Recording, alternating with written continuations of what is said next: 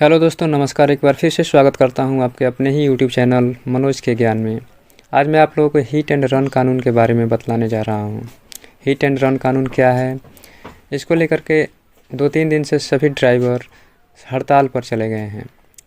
सरकार ने hit and run कानून में कौन सा बदलाव किया है जिसके चलते सभी ड्राइवर हड़ताल कर दिए हैं, इन सभी के बारे में चर्चा करेंगे। इसके पहले अगर आप चैनल पर नए हैं तो प्लीज़ चैनल को लाइक और सब्सक्राइब जरूर करेंगे। केंद्र सरकार के नए हिट एंड रन कानून पर देश भर में बवाल खड़ा हो गया है। हाल ही में कानून में किए गए संशोधन का देश भर में चक्का जाम का विरोध हो रहा है। मध्य प्रदेश, उत्तर प्रदेश, राजस्थान, महाराष्ट्र समेत कई प्रदेशों में ट्रक ड्राइवरों की हड़ताल के चलते हाहाकार मचा हुआ है। पेट्रोल पंपों पर लंबी लंबी कतारें लगी हुई है। सबसे ज़्यादा असर मध्य प्रदेश में देखा जा रहा है। इस बीच ऑल इंडिया ट्रांसपोर्ट कांग्रेस और सरकार के बीच मंगलवार को दिल्ली में बैठक हुई। इसमें सरकार के आश्वासन के बाद हड़ताल को खत्म करने का निर्णय लिया गया। आइए जानते हैं आखिर होता क्या है हिट एंड रन, इस पर नया नियम क्या आया है, पहले क्या नियम था, इस नियम की ज़रूरत क्यों पड़ी, हिट एंड रन कानून में ऐसा क्या है जिसका विरोध हो रहा है, विवाद पर सरकार का क्या रुख है, आइए जानते हैं। आइए सबसे पहले जानते हैं हिट एंड रन होता क्या है। हिट एंड रन के मामले सड़क दुर्घटना से जुड़े होते हैं।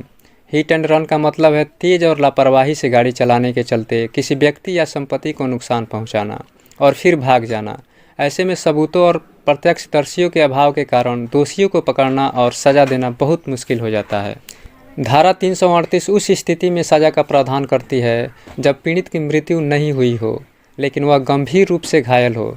इसमें कहा गया है कि जो कोई भी जल्दबाजी या लापरवाही से काम करके किसी व्यक्ति को गंभीर चोट पहुंचाएगा, उसे 2 साल तक की कैद या जुर्माना या दोनों से दंडित किया जाएगा। मोटर वाहन अधिनियम 1988 भी हिट एंड रन के मामले में भी लागू होता है। इस कानून में धारा 161, 134 और 134 भी हिट एंड रन के मामले से संबंधित है। धारा 161 में हिट एंड रन के पीड़ितों को मुआवजे का प्रावधान है, जो मृत्यु के मामले में 25,000 जबकि गंभीर चोट के मामले में 12,500 है। धारा 134A के अनुसार दुर्घटना करने वाले ड्राइवर को घायल व्यक्ति को तुरंत चिकित्सा सहायता प्रदान करने की आवश्यकता होती है। वहीं धारा 134B में जिक्र है कि चालक को उस दुर्घटना से संबंधित जानकारी यथाशीघ्र पुलिस अधिकारी को देने की आवश्यकता है, अन्यथा चालक को दंडित किया जा सकता है।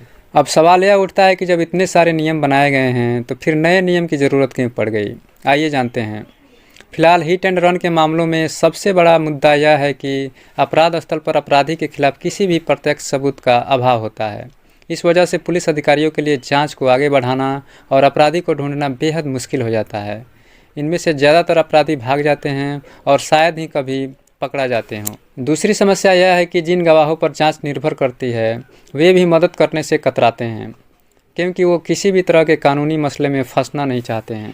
आइए जानते हैं आंकड़े क्या कहते हैं। सड़क परिवहन मंत्रालय के आंकड़ों के अनुसार यह चौंकाने वाली बात है कि देश में सड़क दुर्घटनाओं में हिट एंड रन के मामले लगातार बढ़ रहे हैं। 2020 में कुल 52,448 हिट एंड रन के मामले सामने आए, जिसमें 23,159 लोगों की जान चली गई। वहीं 2021 में यह आंकड़ा बढ़ा और इस साल ऐसी 57,415 घटनाएं हुई, जिसमें 25,938 लोगों को अपनी जान से हाथ धोना पड़ा। तो आइए जानते हैं आखिर ड्राइवरों के द्वारा किस बात का विरोध हो रहा है। नए नियम आने से ड्राइवरों में इस बात का डर है कि यह उनके खिलाफ बनाया गया है। यदि नए नियम के अनुसार वो घायल की मदद करने जाते हैं, ऐसे में उन्हें भीड़ के गुस्से का सामना करना पड़ सकता है। आइए जानते हैं कि आखिर इस विवाद पर सरकार का क्या रुख है। हाल ही में संसद में केंद्रीय गृह मंत्री अमित शाह ने बताया था कि सरकार ने उन लोगों के लिए सख्त दंड का प्रावधान किया है जो सड़क दुर्घटना करने के बाद मौके से भाग जाते हैं और पीड़ितों को मरने के लिए छोड़ देते हैं। इसके साथ ही गृह मंत्री ने यह भी कहा था कि उन लोगों के लिए कुछ उदारता दिखाई जाएगी जो खुद से पुलिस को सूचित करेंगे और घायलों को अस्पताल ले जाएंगे।